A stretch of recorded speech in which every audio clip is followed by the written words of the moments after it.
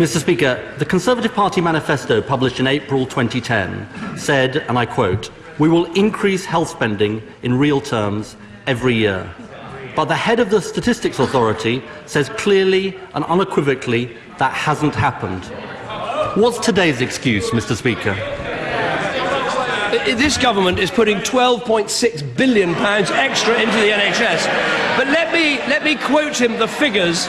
Let me quote him the figures directly from the head of the Office of National Statistics, which is that in real terms, spending in 2010 was £104.2 billion in real terms, and in 2011 it was £104.3 billion in real terms. That is a real terms increase, and I can tell him there will be further real terms increases in 2012, in 2013, in 2014, whereas there'll be cuts under Labour.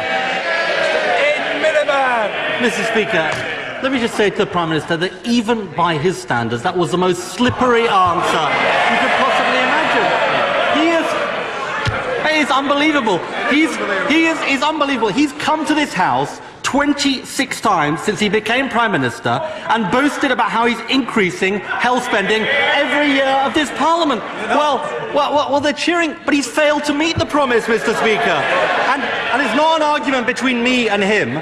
We have a ruling from the chair of the independent UK Statistics Authority who says it hasn't happened, and I should be grateful if the Department of Health could clarify the statements made. Look, instead of his usual bluster, why doesn't he just correct the record? It's a very simple point. The spending figures for 2010 were set by the last Labour government. Those are the figures we inherited. All the Right Honourable Gentleman is doing is proving that his government was planning for an NHS cut. We have taken that figure in 2010, we've increased it in 2011, and we will increase it again in every year of this Parliament. Now, people don't have to look at manifestos for a contrast. They can look at what Labour is doing in Wales. The Labour Party is in charge in Wales, and they have cut the NHS in Wales by 8%. As a result, waiting times are up, waiting lists are down, quality is down. That's what you get with Labour and the NHS. Mr. Speaker, he knows the reality, which is that he made a promise about there's no point in shaking his head and getting annoyed. He made a promise that he would keep the NHS budget rising in real terms in every year of the Parliament. And let me tell him, Labour's plan that we set out at the election was to increase the health budget in 2010-11, and he cut the budget. He knows the reality. Let me give him one more opportunity, Mr. Speaker. He made a solemn promise to the British people for year-on-year increases in the health budget, including in 2010-11. He failed to meet the promise. Come on, why don't you just admit it?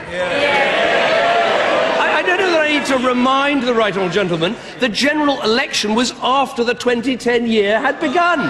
This was Labour's plan, and what we've done is increase it every year. And if he doesn't believe that, perhaps he'd listen to the Labour Health Secretary, who gave an interview in the New Statesman when he said this about the Tories. He said they're not ring-fencing it, they're increasing it. He goes on, Cameron's been saying it every week in the Commons. Oh, the Shadow Health Secretary wants to spend less on health than us. Question, which is true, isn't it? He says, yes, it's true. That's my point. There we have it, confirmed. It's official. Labour want to cut our NHS. It would never be safe with them again. No, Mr. Speaker. The reality is, he left. The reality is, my right honourable friend left a rising health budget, and this Prime Minister cut it, and that is the reality. Now, let me try him on another fact, which I'm sure he'll be able to give to the House. Let me try him on another fact. Can he tell us how big an income tax cut he is giving next April to people earning over £1 million a year as a result of the reduction in the top rate of tax? Well, I'm not surprised he wants to get off health, because he made that was the biggest own goal I think I've ever seen.